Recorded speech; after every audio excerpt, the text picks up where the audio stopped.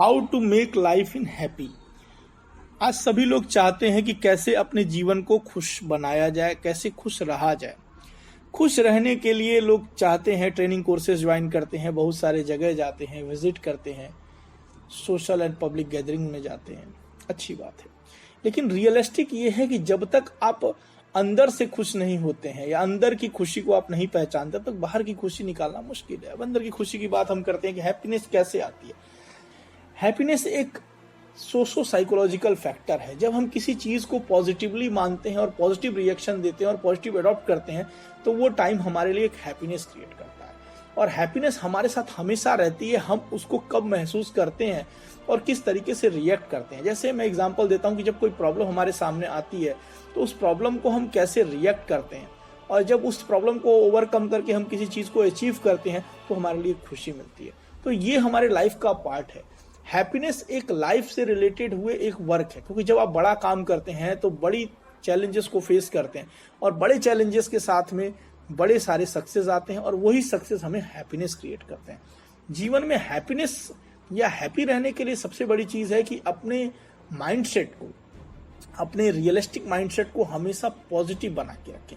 क्योंकि जब आप पॉजिटिव माइंडसेट से किसी भी चीज को देखते हैं, तो हर प्रॉब्लम का अपने आप में एक सोल्यूशन है, और उस सोल्यूशन का नेक्स्ट जो स्टेप है वो हैप्पीनेस है। तो हैप्पीनेस को लोगों को हमेशा टारगेट ना करते हुए सॉल्यूशंस को टारगेट करना चाहिए, क्योंकि सॉल्यूशंस ही वो की है कि जिससे हम हैप्पीनेस को अचीव कर सकते हैं। जैसे मैं एग्जांपल देके इसको क्लियरफाई करना चाहता हूँ कि अगर मुझे 90% मार्क्स आते हैं किसी एग्जाम में और मैं सक्सेसफुल होता हूँ, तो ऑटोमेटिक मैं हैप्पी हो जाऊंगा।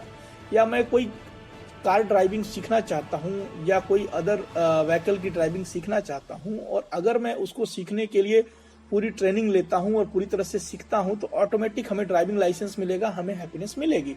तो that is the part of happiness. Happiness एक लाइफ का एक पोजीशन है, एक सोशो साइकोलॉजिकल पोजीशन है, जिसके लिए हमें सिचुएशनल लीडरशिप को डेवलप करना पड़ेगा, और टाइम टू टाइम हमें अपने अंदर इंप्रूवमेंट के लिए तैयार होना पड़ेगा। क्योंकि हैप्पीनेस एक एजेंडा ना होकर के हैप्पीनेस एक लाइफ स्टाइल है, और लाइफ स्टाइल को जब हम चेंज करते हैं, जैसे मैं एग्जांपल देता हूं कि अगर हमारे लिए सबसे बड़ा हैप्पीनेस क्या है, सबसे बड़ा हैप्पीनेस है हमारा स्वास्थ्य। अगर हम जब बीमार हो जाते हैं, जब हमारा स्वास्थ्य अच्छा नहीं होता है, तो हम सबसे ज्यादा क्या चाहते हैं? उस समय स्वास्थ्य चाहते हैं। सेकेंडरी स्टेज पे हम क्या चाहते हैं?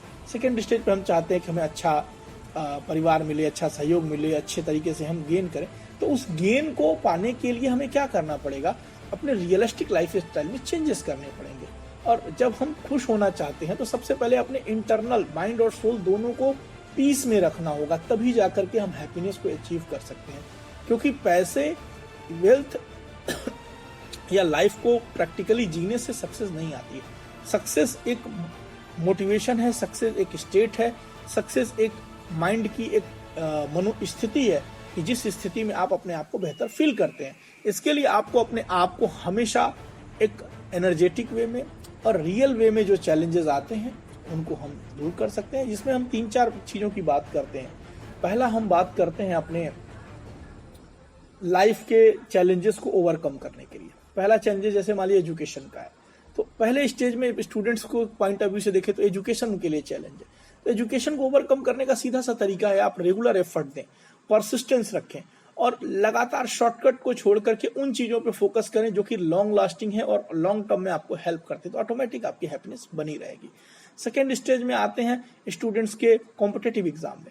कॉम्पिटेटिव एग्जाम का एक प्रोसीजर होता है, एक सिलेबस होता है, एक काम करने का तरीका। अगर उसको आप लगातार दिखते हैं, तो वहां पे रिजल्ट्स आपके बेहतर आते हैं। और हम आते हैं अब प्रोफेशनल लाइफ में। प्रोफेशनल लाइफ एक ऐसी चीज है कि जो कि जीवन में हर आदमी कोई ना कोई प्रोफेशन से जुड़ा हुआ है। वहां पे वो कैसे हैप्पी रहे? क्योंकि देखिए, अगर रिजल्ट्स हमारे अगेंस्ट आते हैं, तो हमें हैप्पीनेस नहीं रहती है। लेकिन हमें ये समझना है कि वो जो रिजल्ट्स हमारे फेवर में नहीं है, वो भी हमारे लिए फेवर में है, क्योंकि वो हमें बड़े चीजों को लेसन के रूप में देगा और सोल्यूशन के रूप में देगा। आगे चल के हम उस एक्सपीरियंस के थ्रू बड़ी चीजों को अचीव कर सकते हैं। तो फिर ले दे के बात यही आती है कि अपने स्टेट ऑफ माइंड और सोशो साइकोलॉजिकल फैक्टर को हमेशा यूज कीजिए, और हमेशा अपने आप को पॉजिटिव माइंडसेट के साथ रखिए।